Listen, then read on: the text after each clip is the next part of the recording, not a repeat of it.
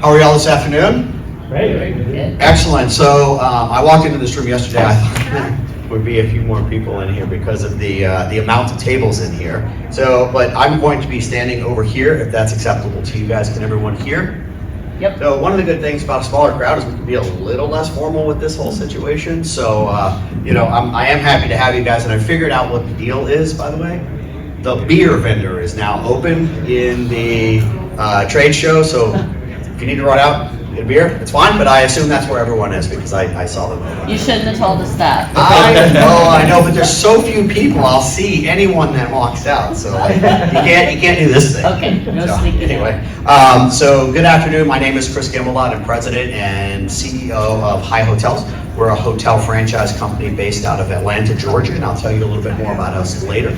And I'm being assisted by Gary Gobin, who's our Director of Operations. Bottom line is I didn't want to sit behind a computer and try to chat with you guys today, so he's going to be helping us out on the computer. What you see in front of you is the apps that we're going to be talking about today. I can put this back up after the presentation is over, but essentially there are two apps that we're talking about. There's ChatGPT and Copilot by Microsoft, and of course for the Apples and the Google Google Pixel people or the Google people, Android.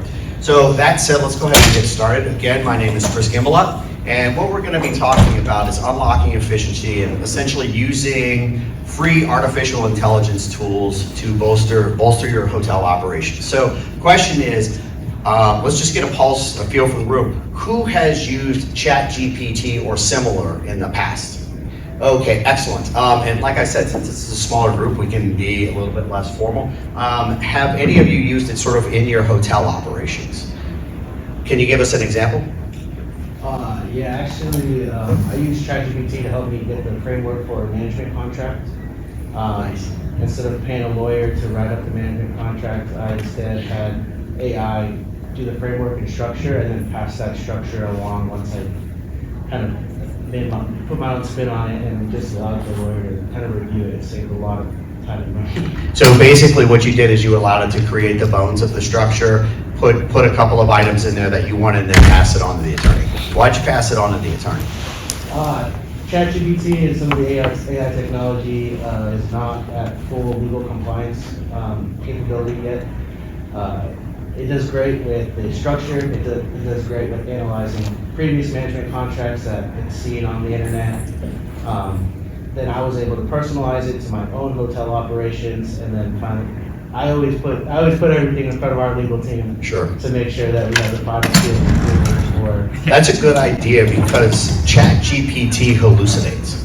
Yeah. Have you heard the term? I have. Never heard that term until last week, but I knew how it manifested, and I'm going to show you today how it manifested. But ChatGPT hallucinates. So when you first said legal contract, like lights went off in my head, but then you said, oh, I read it by the attorney. So you're absolutely right. It's a fantastic use. Allow it to write the bones, make modifications, send that on to an attorney for review. So that's a great idea. Anyone else in operations? Can you raise your hand? Yeah, so just to initial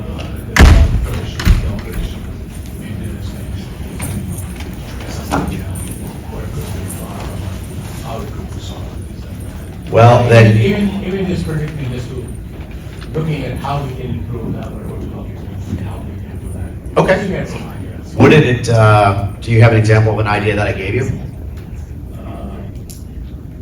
Just say how can I, if my hotel increase occupancy? I run 7 hotels that surrounding me in a certain rate. That's something, isn't it? It absolutely can, and one of the things the gentleman back there mentioned is it basically it can give you a framework, right? You still have to go out and do the activity, you still have to provide the specifics, it can't solve the problem for you, but it can absolutely give you a framework, and that's one of the things that we're going to talk about today. So let's keep going. Perfect. So one of the things that I was sitting here thinking about is use cases for how you can use these tools. And we're basically talking about, for those of you who joined a little late, we're talking about ChatGPT, right? We're not going to use ChatGPT, we're actually going to use Microsoft Copilot, and there's a reason for it, and I'll get to that in a couple of minutes. But essentially, for all intents and purposes, it's the same thing. So that said, use cases. So policies and procedures, right? So do you have an emergency operations procedure at your hotel? If not, ChatGPT can provide the structure to where you can finalize it, and it can do it very, very rapidly, right? So another thing is checklist. So, I mean, we're gonna give you a very rudimentary example of a housekeeping checklist, but let's say you're a first-time hotel operator, and you say, I want to give my housekeeper something so they know when they have cleaned the room properly. You can use ChatGPT or Copilot in this case to give you that. Next thing is hiring and job descriptions. So is there anyone in this room who English is a second language and not the first language? Okay, perfect. So ChatGPT can help you with that as well, and we'll show you an example of that. Sales and marketing content, it can write website content for you. You guys know that when you're on Booking.com and things like that, or with your brand website, you need marketing content. It can help you write those. In fact, I actually, full disclosure, to prepare for today, I spent hours in ChatGPT, and I figured out everything I was going to say today simply by going to ChatGPT and having it help me out. That's how good it is. But one of the things that I did is I took one of these Rosen hotels and I wrote an entire marketing plan for it using ChatGPT. It's an iterative process, which I'll explain in a few minutes, but the bottom line is it can do some pretty powerful things, but going back to his comment is that you need to rely on it for the structure and not 100%. It's not going to give you full work product, right? And then the final thing is guest review responses. And it seems like a bad idea to allow ChatGPT to respond to your guests, but I'll give you an example of a pretty good response that it wrote. But again, you're never going to want to take what it writes and publish it out into the world without you proofing and putting your own spin on it. So these are a few use cases for using AI and the free AI to do hotel operations. There are currently, there's actually a lot more, but the ones that you've heard of are ChatGPT, Google Gemini, and Microsoft Copilot. And I'll briefly explain the differences between them. ChatGPT is the one that everyone in this room has most likely heard of, right? Okay. It is owned by a company called OpenAI. OpenAI Microsoft has a 50% equity stake in OpenAI. So when we use Microsoft Copilot yesterday, it's basically sitting on the same engine as ChatGPT. So for all intents and purposes, it's the same thing. There's a couple of reasons why I like Copilot a little bit better. And then of course, Google Gemini, which is formerly Bard. To be quite honest, so first of all, I don't Google things anymore. I search for nothing online anymore. These are my go-to tools for everything that I do, which is interesting because I haven't seen an ad in a year online, right? Because I use these things. So how they're gonna monetize this and where they go, I'm not 100% certain, but quite honestly, I don't care, right? Because I just want the information and I don't need to visit a bunch of websites to do it anymore. So we're gonna take a look at Microsoft Copilot today.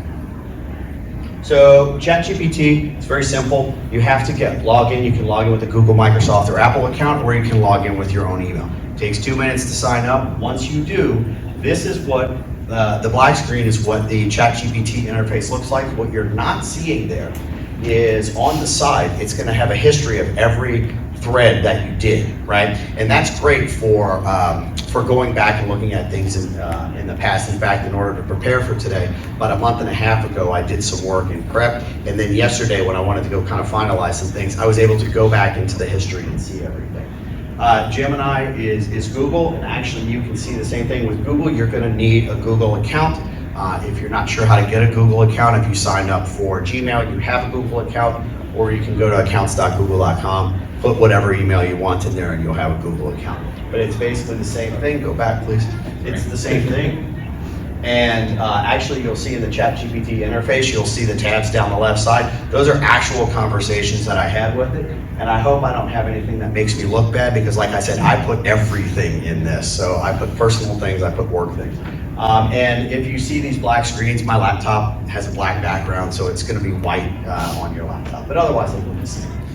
And then finally is Copilot. And Copilot, technically you do not need a login, but I'll tell you why you want one. And that is so you have that history there.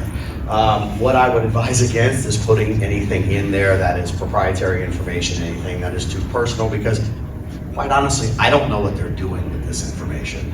So I'm not putting in anything in there about me.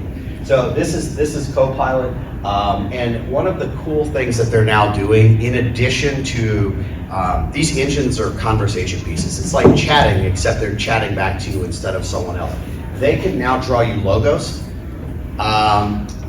Copilot can do a vacation, so you can say, I want to go to Thailand for 6 days and I'm going in August, tell me what I can do, and it will write you an itinerary, and then you can subsequently modify it. So you see travel planner over there as well. And if you're into working out, you're not sure what to do, or you're not sure what to do, you can ask it to design your workout routine. You can say, my intention is to climb Mount Rainier in August, give me a workout routine for that. So it's really cool. And then at the bottom, it tells you, you can see the conversation style, whether it's more creative, more balanced, more, what's that say? I can't even see that. What does it say right there? More precise. More precise, okay. So it can actually write in different writing styles, and I tend to leave it on balance and it's fine, but just so you know, these things can be biased because they can call them AI, but they're not smart, right? And they can be biased and they can be swayed into certain things. We'll talk about that in a second. Was that application planner built into the tool? Yeah, that's inside of Copilot, absolutely. So you just click on it, and I am in fact going to Thailand in June, and I want to go to Chiang Mai, and I basically said I'll be in Chiang Mai for 7 days. What do I do? And it gave me everything. And you can even tell it. You can iterate, and you say, well, I don't want to, go to museums. I'm more of a whatever guy, or I'm an art museum person, and it'll modify the itinerary. So typically, what I'll do on Vacation Planner is I'll say, write me 5 itineraries, and then I pick the best stuff out of those, and I'll say, write me another itinerary of this. So it's really cool, and if you're willing to iterate with it, and we're actually gonna do a live demo later, if you're willing to iterate with it, you can come out with some really great things. So here's how it works. So ChatGPT is a generative AI system, large language model, generative pre-trained transformer. Do you guys know what that stuff means? Yeah. You do? I don't, and I don't care. I really don't. I do know what a large language model is. Basically, it feeds a ton of data inside of it, and then it can spit out answers. So basically, it has kind of like a sample of the entire internet in it, and that's how it generates responses, right? But the bottom line is, I don't care how it works, and you don't need to care how it works because we're not engineers, we're hoteliers, right? So it's all very complicated. I actually went back, and after I did this, and I don't have it here, I said, explain it to me like I'm a 5-year-old. And then it explained it. It's like having a really smart friend, who has access to all of the information in the world. It was a little bit more helpful, but bottom line is it doesn't matter how it works. Yes, sir? Chris, will this presentation be available for us to have? Or? If you, I'll mention at the end, but if you send me an email, Okay. I'll give you all of it. In fact, I even have scripts, I have it all, and I'll give you all of it. Thank you. So, absolutely, you bet. Yep. And then, okay, so here's the rules for dealing with AI tools. Take a conversational tone. Talk to it like it's a human. You don't have to be formal.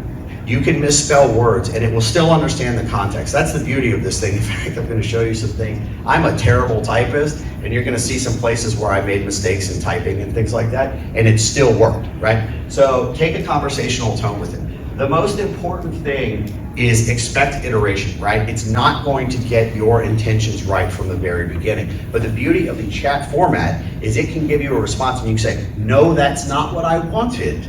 This is what I wanted, and sort of iterate. And then just so you know that through a single conversation, if when you saw the Copilot, you saw each conversation is in a different tab, it will recall all of the conversation in each conversation. So if you tell it up top, I'm a hotel owner, you don't have to tell it down below, right? It knows you're a hotel owner, it knows the paradigm in which we're operating from, right?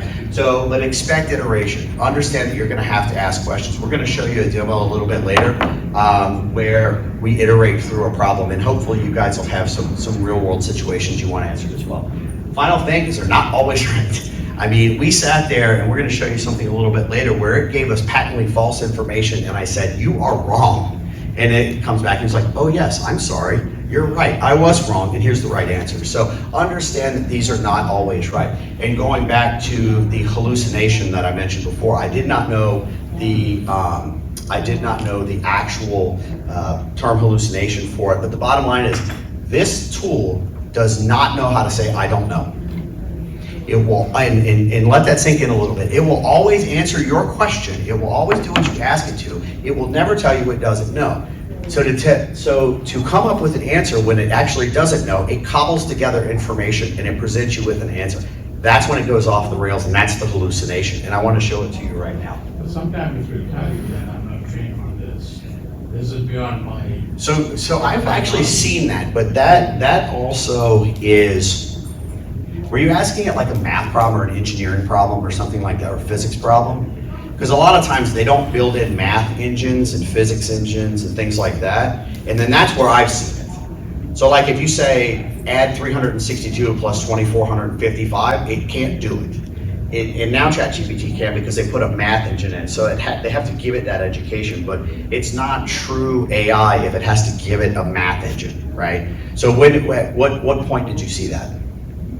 Many times you ask a question, it tells, as they are going through the versions of it. But if you really see this ChatGPT based on all the data they have collected from everywhere, newspaper, everything, that's what they're using. Now, if you ask something, what happened on April 1st of 2024, this and this, it may not have the data available that is trained, so it's going to say that my data limitation is only up to Oh, yeah. summer 2023, I'm not trained for this. It's not going to tell you.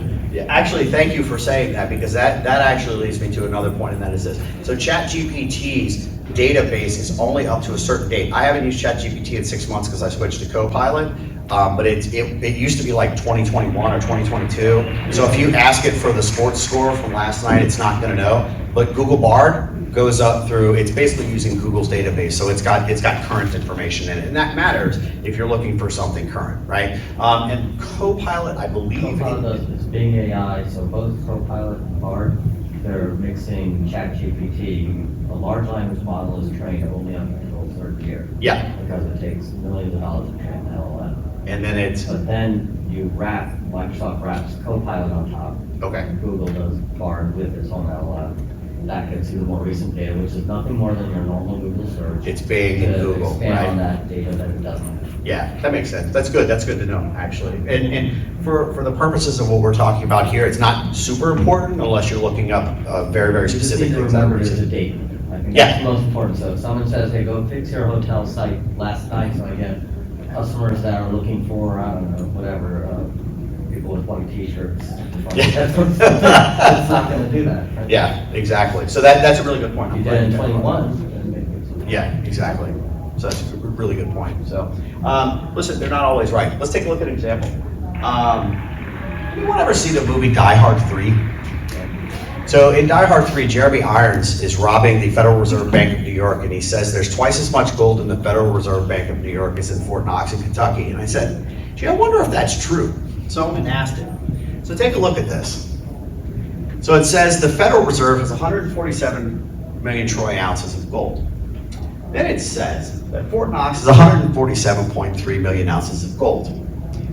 Then it says at the bottom that the Federal Reserve is 50% larger than Fort Knox.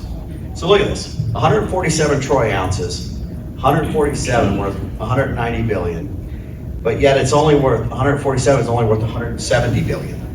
So it's contradicting itself right there. So the bottom line is, when I said up front that you simply can't let it write something and go, this is why. This is it hallucinating. This is it simply not knowing. So it can be wrong. And I thought that was a pretty good example. Because the sources of it, you see that? Oh, yeah, absolutely. So it's all it's doing is predicting the best possible word that goes after the previous word. Yeah, And so if you write Hitler was awesome, or Hitler was Satan, yeah. it doesn't know which one's right. Yeah. It doesn't care. And that's the interesting thing about all of this, is that what it's going to do is it's going to take the entire LLM, and it's going to, from my experience, it seems to kind of come to a consensus. So like if there's stuff here and there's stuff here and there's more stuff in the middle, it seems to kind of go to the middle. But you can certainly make it drift off into one side or the other. So they're absolutely, you can absolutely do things that are bad. And you're right. And by the way, this thing down here at the bottom is why I use Microsoft Copilot versus ChatGPT, because it actually cites the sources. And you can see in there the little 2, the little 1, and then the sources down at the bottom. And when we talk a little bit later about service animals, if we get to that, we're going to show you an example of where it was patently wrong. And then when we went to the source, it wasn't about hotels at all. And so you really need to take a look at the sources where it's gathering this information. But that's one good thing about Copilot, is it does in fact do that. So in just a couple of words regarding security, bias and fairness, we just talked about that, right? You can lead it astray. It can tell you things that are patently wrong, that are unfair. The bottom line is, what it's trying to do is it's trying to gather the consensus of data on the internet, right? And so that's when it can be unfair. Privacy. don't put anything in there that's personal. I don't know what they're doing with the data, and I certainly wouldn't put anything in there that's private. And then, misinformation and ethical use. The bottom line is, you guys have heard of deep fakes. It's real, right? Like when a presidential candidate calls you and tells you what to do, that stuff is happening right now, and you can do it very, very easily. In fact, I had an example that I was going to throw in here. Has everyone or anyone heard of Christopher Walken? Right? So I was doing my Rosen Hotel marketing plan, and I said, rewrite my content using Christopher Walken's, the way he speaks. And it was awesome because it was basically like, I walked into the lobby, you dig, and it was actually just like him. And people are using it to write the content and then using phonetics to have him actually say it. So imagine him saying something that would be horrendous to hear. It's possible, and deepfakes are happening right now. And you can actually use these things for unethical things. People are also making nude photographs of celebrities that simply don't exist. It's real, it happens. And I think I mentioned up top that Copilot will generate a logo for you. And it's those algorithms that will generate those types of objectionable images. So like, you can no longer necessarily believe a video or a photograph, because the bottom line is going to be fake. And a lot of people are doing it, so you really need to watch. You need to watch. I'm not worried that anyone in here would do it, but you need to watch that other people are. So this is the first example, because especially for people, a lot of our hoteliers, English is a second language, right? So a lot of them, they don't respond to reviews, not because they don't care about their guests, or not because they don't know what to tell their guests, but because they don't know how to tell them that. So what I did is I took this hotel, and I didn't tell you exactly what it was, but this is the review. All I did is I went to Copilot, and I said, I run a hotel, and the following review was left on TripAdvisory. See that? I misspelled it. And, but it still knows. And I said, can you please reply to it? And then I copied and pasted the review right here. And then that's the review, that's the response I got. And if you read it, it's actually pretty good. It doesn't have an action item in it. It doesn't tell you how they're going to rectify anything, but it's a pretty good response to a review. What you could also have done is say, if the guest responds to me, if the guest contacts me directly, I'll refund them the money. So you could say, this was the review that's left. In addition to the response, please let them know that I'm happy to refund the money, and it'll write a response. Again, please don't cut and paste this back onto TripAdvisor, or in my case, TripAdvisory, because you need to see what it's writing. But in this particular case, this is a good response. And this took me all about 5 seconds. And one of the things that you could consider a use case for this is have your night auditors do this when they're sitting around doing nothing. They could go find the reviews, they could do this, they could present you with a Word document, you could make some modifications, and then they could go back and upload the actual responses. So you could get some responses, you could add, you could add your context to them, and then put them back up there. So I thought that this was actually a pretty good response, right? The more information you provided, the better. So let's say this thing comes out and it's not a very good one. You can say, this is not what I wanted, here's what I wanted, and then it'll rewrite it based on that. So when I say it's an iterative process, it absolutely is. So that's a good use case for something in operations. So let's flip. Yes, sir. Practical use question. So when you try to cut and paste the product of ChatGPT or Copilot, you get a little formatting band. You can't really directly cut and paste the whole thing. You can't with do it in Copilot. pieces or format it a little bit. You can't with Has anybody Copilot. else figured out a way to integrate around it? Copilot has a copy button. And screenshot the entire review.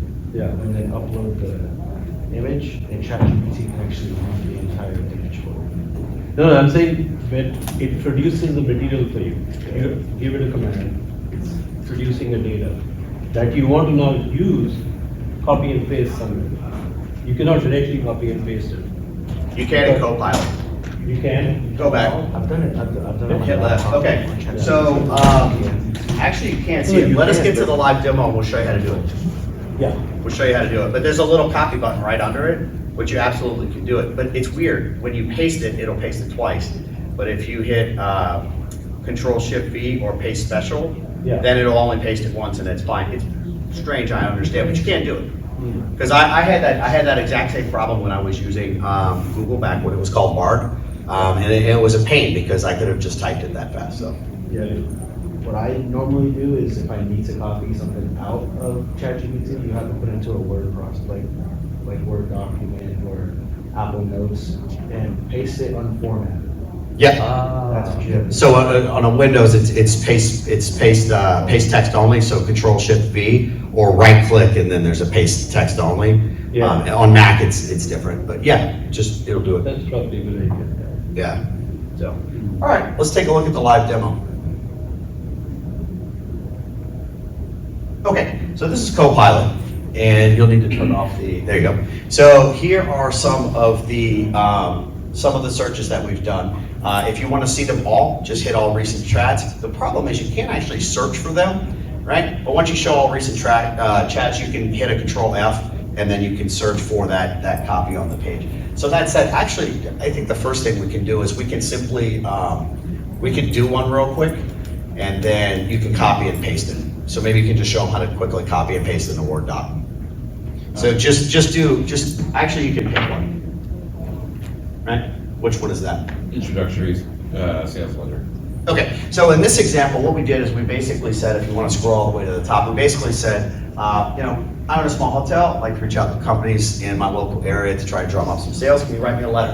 And it did. So you can see it here. May not be the best letter in the world, but it's a good framework. It's a good thing to start. It's a good thing to modify and then send out. So actually, if you scroll down a little bit more, you'll see that what I said is I said, that's great. Now turn it into a call script that I can use when I call on people. So for those of you who don't know how to do sales letters and don't know how to actually reach out to people, ChatGPT can help you with it. It can give you a script. It can give you ideas on how to talk to people. But let's do the copy and paste. So do the answer, not the. Yep. So copy button. Do you see the copy button right there? It's the third one. It's past the thumbs up and thumbs down. This guy. Right? So hit copy, open a Word doc, And you can hit download it. Control Shift V. You can also just download it right You can, actually it'll turn it into a Word doc as well. Yeah, it's good. I never do that because I'm so fast on the keyboard, I just pop it in there. But that's a good point, yep. There you go. It's in there. It's that fast. And if you were making a letter like this, right? There's your letter, throw it on your letterhead and you're done. I mean, make your modifications, of course, but it's easy to get there. Does that actually answer your question? It does. Okay, perfect. Just wanted to I make sure. guess, yeah. It looks like there's a lot of different ways. I haven't really got down to Yeah. testing of all the options. 'Cause yeah, there's all good ideas. it's kind of like with anything. Anytime you kind of copy and paste from a website to somewhere else, Yeah. it kind of messes it up. And it depends on the site and the way that they format it Correct. and everything. So Yeah. this one, it's a little bit better. It's better than Google, in my opinion. Yes, sir. It's attachment, right? What kind of things you can use attachment, just, this is, in the. Oh, Yeah. this? Yeah. So with Copilot, you can upload, say, a Word document. Let's say you have let's say you're a scientist and you have a study, scientific study. You can upload it and say, write me a summary of this because I don't feel like reading 150 pages. So you can do that. So one thing I do, this is really bad. I don't read articles anymore. I copy and paste and I just say, write me a summary of this article. And then I do that. So summary is another thing. One thing that you can do.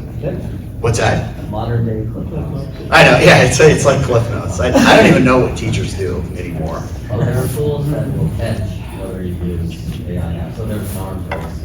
I know, I have a friend of mine is a professor of physics up in Michigan. And I said, what do you do with this? And he goes, actually, we just feed term papers into the algorithm and then it will tell us with 90x% certainty that it's written by ChatGPT. He said the thing is that 99 times out of 100, the paper that was written by ChatGPT is actually better Yes. than the one written by the human, and the science is correct. And that's the scary part. So yeah, it's actually really scary what they can do. Because when he told me that's a problem. But he said they actually don't do anything to the students because it's not 100%. And if you're going to accuse someone of cheating, you better be right. And the thing is that ChatGPT and these tools, they do not plagiarize. So if you recall, like if you're writing an article and or a term paper, right, when you were in school and a teacher accused you of plagiarizing, the way you would do it is you would copy the information, you paste it in Google. If someone wrote it before, you plagiarized it. I guarantee you that these words have never been written. And that's how it works. So it's not actually plagiarizing, right? It's just summarizing, right? It's just summarizing really, really well. So okay, let's take a look. Actually, do you guys have any use cases? We have a couple that we've prepared for you, but do you have any use cases, anything that you'd like to sort of take a demo on? Anything that happens at your hotel? If not, we're prepared with lots of them, but I want to make sure we handle anything that you guys want to see. Yes, sir. Yeah, I had a question about how could you leverage this AI tool to provide analytics, given that you have data on your hotel? For something like a website or for something like, Let's say you have a couple months of data on RevPAR and ADR. How would you use that to, provide some analytical visualizations, or maybe force like future, predictions? I mean, you could put algorithms into this. to be honest, right now, I don't think that you can use these tools for that. But there are companies that have software that leverage these tools, because any programmer can buy a subscription that allows them to essentially have like a ChatGPT type piece of software for their company. And a lot of companies are actually leveraging this technology to do forecasting and things like that. These tools, to my knowledge, you can't. About the best that you can do, to my knowledge, is you can take an Excel spreadsheet and you can ask Copilot to extract data from it. That's not what you're talking about, right? So I think what you're talking about is looking at a technology provider versus just using one of these tools. And I guarantee you someone in that room is doing it. If not, they're gonna be doing it in 25, for sure. So, There's also, want me to add to it? yeah, sure. So the Copilot, you can create your own Copilots. So if you give it the skills, so you have to train it, and you have a Copilot that's trained to do the analysis you want. Yeah, all Yeah. of that alarms. Yeah, you can definitely train it, for sure. So yeah, so there's an SDK, software development kit. It gets a little technical, okay, but you have one engineer for a week and you're done. Yeah. You create a Copilot specific to your task. So I didn't use Copilot, so I have a question. So I've seen like a lot of online things about how you can open up PowerPoint and use Copilot to basically create a presentation for you. Yes. In Excel, if you had the data that you were sharing, could you ask Copilot to like run a linear regression line? You could do that without AI today. You could have done it 30 years ago. But it's already built into Excel, so I mean, Yes, so it's somebody already in didn't know Excel. how to run linear regression, they could just ask the AI to predict. So here's the answer as I know it. So I have Copilot in Office, and that's what you're talking about. It's $20 a month or something like that. The Excel integration is very rudimentary at this point. So you're better off, about the best, because I wanted it to make my deck for me, because I'm lazy, right? Like, I wanted it to make my deck for me. It didn't. It can, I guess if you have a Word doc with bullets and headings, you can say make a deck out of this. But if you say make me a deck on an AI presentation, it'll make you one, but it's not what you want, right? And I actually had a demo with a Microsoft rep, and he's like, yeah, the Excel stuff is sort of sketch right now. I would expect within a year. I mean, this stuff's going really fast. I mean, every time I look up, there's a new feature. I mean, every app that I open, whether now on my cell or my laptop, the Copilot's right front and center. And I think in the future that's going to help, because Excel, for those of you who are power users of Excel, it's the most incredible piece of software that's probably ever been invented. But for the rest of everyone, they don't know what to do with it, So eventually you'd be like, yeah, make a heat map out of this data, and even much better stuff. And I would guess that if someone with the SDK and some knowledge of Excel can probably do the extrapolations and the I'm actually forecasting. data scientist. What's that? I'm actually data scientist. Oh, yeah. So you're asking questions I just can't answer, man, to be quite honest with you. So I tried to create a pitch deck for experiment for one of the projects. And I tried using Copilot. It came up with a bunch of stuff, but it wasn't really that great. So, the way I'm putting my question is that's why I'm getting what I'm getting? I think the iteration, and we'll jump into the The service animals? Yeah. And we'll just do it from the get-go. The iteration is key, right? Because it's going to, if you just ask it a question, it's just gonna give you an answer, right? So, and the bottom line is it may not give you the answer that you want. So I wouldn't say create a pitch deck about this. What I would do is I would iterate. I would say, I'm giving a presentation on X. You know, give me 10 things that I should consider putting into that presentation. Gives you 10. Okay, numbers 1, 3, 7, and 9 are great. Expound on those a little bit more. And then it's gonna do that. Personally, I copy and paste that in a Word doc, I modify that, and then I say, make a deck out of this. And as long as you have the headings all set up, it'll do it, right? But I tried the whole make me a deck. Right. It just didn't work, you know? I mean, sometimes, because I tried it for this. I was thinking I'll save some time. All I did was waste a bunch of time. But, you know, that's part of the process, and that's something that's gonna get fixed, you know, over time, for sure. Because that's the big push at this point. You know, the Copilot will even like summarize your emails. It's kind of sketch at this point, but it's getting there, you know? So, for sure. So if I have like data, like star reports and stuff, can I fetch that in there and come up with some predictability in the near future? Or? I would say that at this point, Excel's integration with Copilot is not good enough to get any. It's probably like make me a table, that kind of stuff. You know, I think it's crawling before it can walk, if I had to guess. I mean, I've played around with it, and even the Microsoft guys like, I can't answer that question. I don't know, and I'm like, why are we talking? You know, so. But it's all rudimentary at this point. But I mean, you know, in 25, this is a whole different landscape. It's just moving so extraordinarily fast, for sure. So let's take a real world example. So what we did is, one of the big questions we get is regarding service animals. Have you ever had a guest show up at your front desk with a service animal and you weren't quite sure what to do with it? Because they say, oh, I want my dog to stay, and you have a no pet policy, right? I want my dog to stay. Well, that's a service animal. You're like, is that really a service animal? Because you know, everyone who has a fake service animal is the one screaming about how they have a vest and here's my paperwork, right?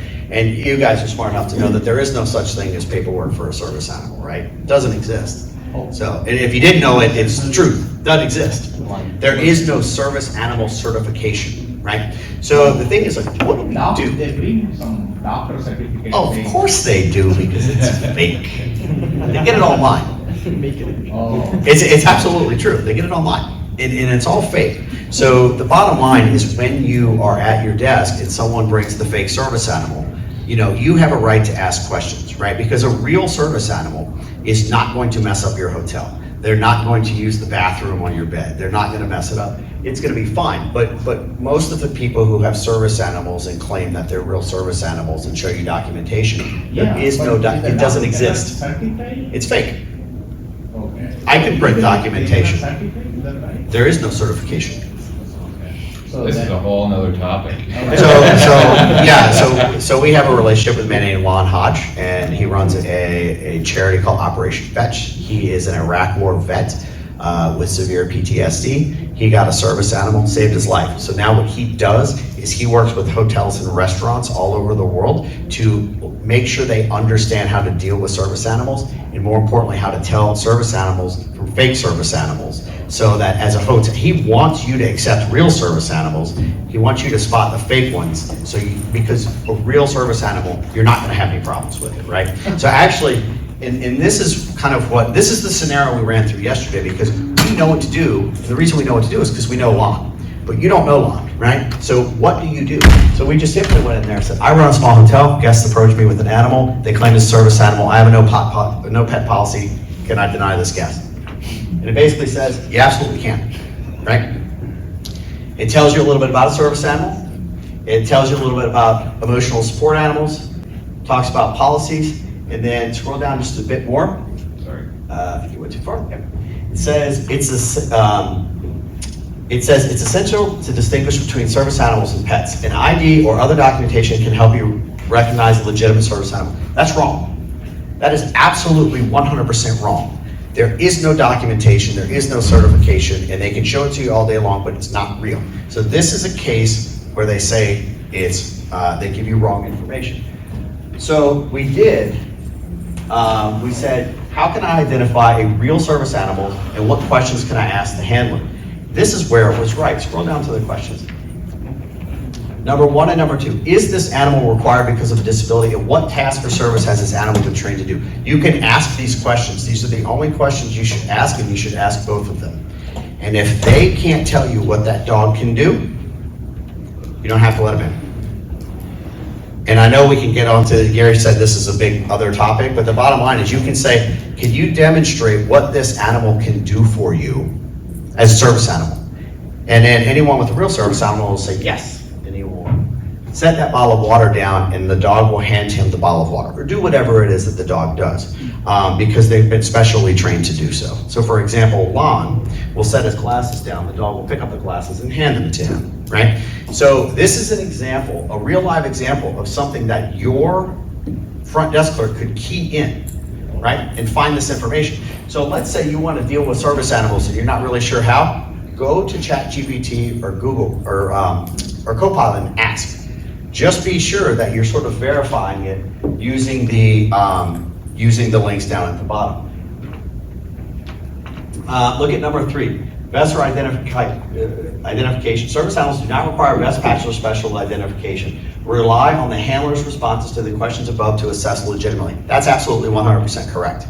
There is nothing that they can show you that proves they're a service animal because it's all fake, right?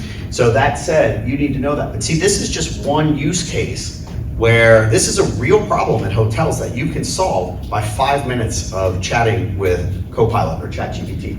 So then we got started to get fun here. So we said, if the animal is claimed to be an emotional support animal, do I have to allow it? Look, I misspelled have, by the way, because I'm a terrible typist. But, you know, what do you guys think you can do with emotional support animals? You guys know how to handle emotional support animals? No, that's a teaching, yeah. What's that? Until usually they are screaming, doing this, that, they say, hey, I will meet my lawyer. The more they scream, the more fake that it is. I'm going to sue you. That's, I mean, Exactly, I'm gonna sue you. Small water operators, right, it's very hard. Yeah, but there are, the problem is, so with service animals, I mean, the interesting thing is you can actually call the cops. Like if you ask them to demonstrate it and they refuse to, you can call the cops.